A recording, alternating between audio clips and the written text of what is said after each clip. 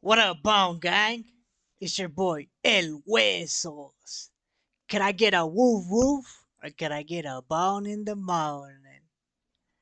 Today we reacting to something different. We reacting to SEAL Team 6 chases Taliban. Let's get this shit. Let's get this.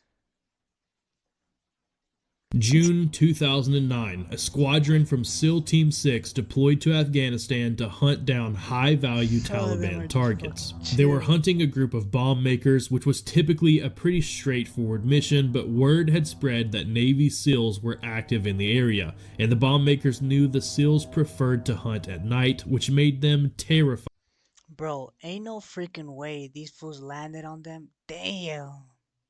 of the Right dark. in front And of them, so the too. bomb makers came up with a surprisingly intelligent plan. They started exclusively working in the light of day.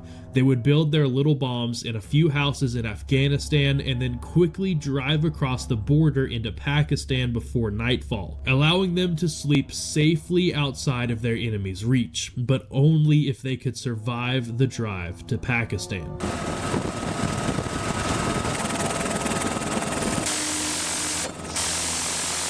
Damn.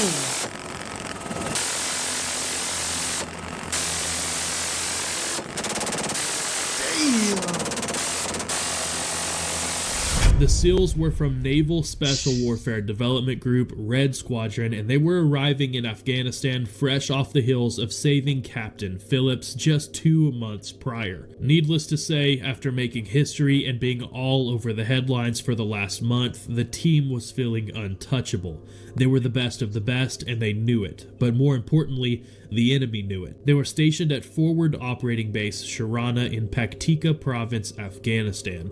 Unfortunately, they had multiple Black Hawk helicopters equipped with Gatling-style 6-barrel miniguns at their disposal. So they decided the best way to nail these bomb makers was to blast them from the sky during their drive to the Pakistan border. Drone operators kept a close eye on the bomb makers' compounds, and sure enough, later that evening, right on schedule, the enemy made a beeline straight to the border. So the operators quickly hopped in their Blackhawks and raced to stop them. Hey, check it out. This little bullet right here is worth as much as all of those bullets inside of that case. What do I mean by that? Wow. Well, most They caught That's up with the bomb crazy, makers bro. about halfway to the border and used their minigun to send 4,000 rounds per minute right in front of the vehicles, bringing them to a dead stop.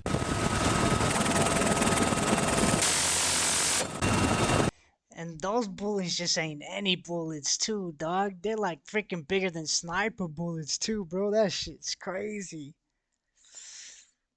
So being lit up by one, that shit gonna tear you up, bro. It doesn't even have to all that. If you ever heard about snipers, bro, like from armies, they said that they be blowing shit back. Like they don't even have to touch him, but the force is so fast and so powerful, bro, that it'll take off an arm even if you don't hit him. I think it's crazy, bro. Imagine a bigger Ooh, they lit that car up, bro.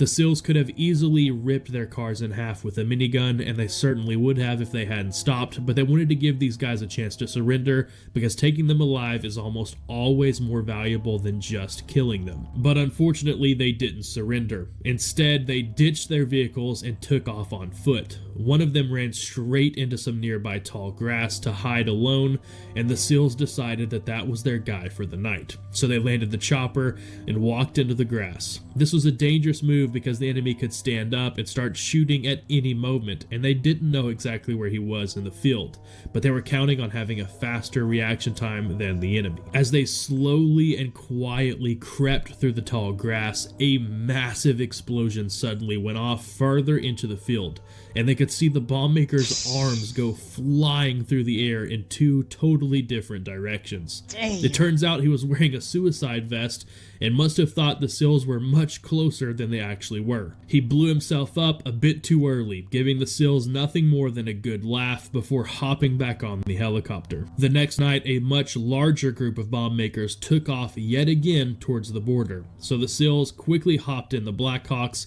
and raced off to catch up to them. But this time, when the enemy spotted the Blackhawks flying overhead, they split up into two separate groups. So Chopper 1-1 took the first group and Chopper 1-2 took the other. The group Chopper 1-1 was chasing ended up ditching their vehicles and running up a hill into some thick trees so they wouldn't be able to... Look at all that freaking dust and smoke, bro. Damn. That block went to shit, bro. That engine went... Everything in that car, bro. Fuck. Attack from the sky. The SEALs quickly landed the chopper to chase them up the hill, but as soon as they reached the bottom of the hill, they got pinned down by the enemy on top. Needless to say, that was a bad position to be in. Fighting uphill is never a good idea.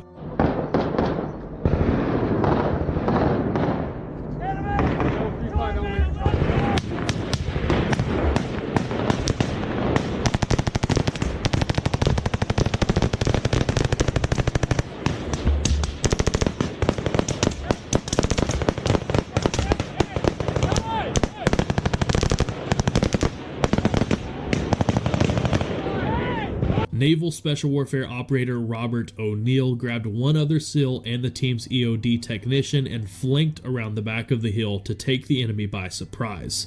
They slowly and quietly made their way up the back of the hill and managed to get right behind the bomb makers without them having any idea.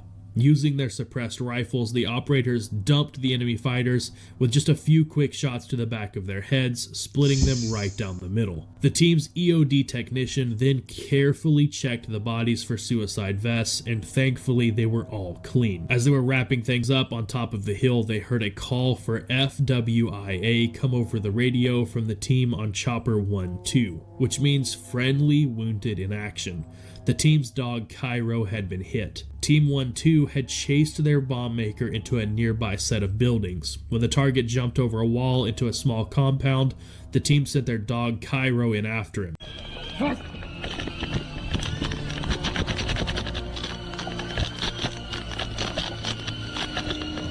Cairo quickly jumped over the wall, but the bomb maker managed to climb into a tree before the dog could get to him. With the dog barking at the base of the tree, the terrorist coward shot several rounds from his AK into Cairo's abdomen. Despite his near-fatal wound, Cairo managed to drag himself around the wall and back to the team.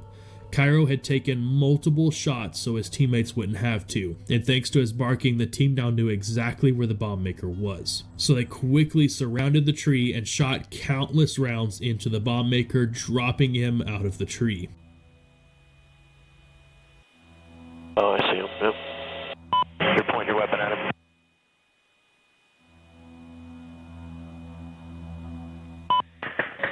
Shots fired. They just shot him out of the tree. Oh, that's too bad. Oh, dang. With the area now completely clear, the team's medics got to work on Cairo just like they would any other human teammate. They quickly shaved his fur down and put a chest seal on to control the bleeding. They then called for a medevac, which quickly transported Cairo and the team to Bagram before eventually loading Cairo onto a plane to Germany for further treatment. Despite the team's best efforts, it wasn't looking good for Cairo, so the team didn't hold much hope. But to everyone's surprise, just 3 days later, they got word that Cairo had survived. But not only did he survive, he was going to make a full recovery and return to the team very soon. Little did they know, Cairo would soon make history when he charged into bin Laden's compound alongside his SEAL brothers during Operation Neptune Spear in 2011.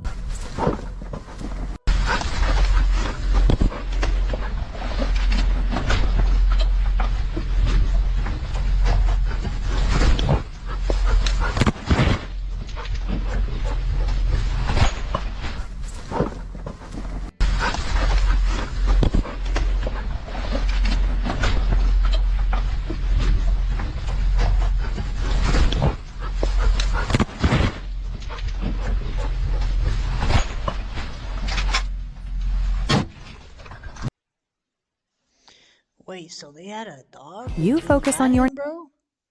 I thought it was just pure freaking people. Damn. These fools move militant. That's crazy, bro. That's crazy.